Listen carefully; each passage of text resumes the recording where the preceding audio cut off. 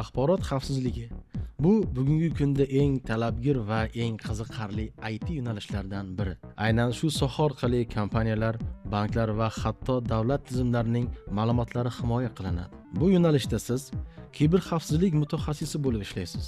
Ya'ni tizimlarni hakkerlardan himoya qilasiz va xavfsizlikni ta'minlaysiz. Daromad o'rtacha 10 milliondan boshlanadi. Tajriba bilan 20-40 milliongacha chiqadi.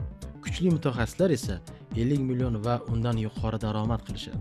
Bu sohaning eng katta afzalligi masofadan turib hatto xalqaro kompaniyalar bilan ham ishlash imkoniga ega bo'lishingizdir. Karyera davomida siz kichik mutaxassisdan boshlab xavfsizlik bo'yicha ekspert, auditor yoki IT xavfsizlik rahbari darajasigacha o'sasiz.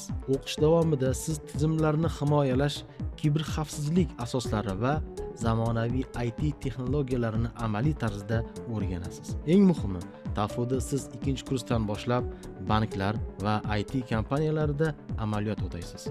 Bu degani, siz real tizimlar bilan ishlaysiz va tajriba orttirasiz. Natijada o'qishni bitirganingizda sizda nafaqat diplom, balki haqiqiy ish tajribasi ham bo'ladi. Agar siz zamonaviy, yuqori daromadli va doimiy talabda bo'ladigan kasb egasi bo'lishni xohlasangiz, axborot xavfsizligi aynan siz uchun. Axborot xavfsizligini Toshkent Amaliy fanlar universitetida o'rganing va kuchli mutaxassisga aylaning.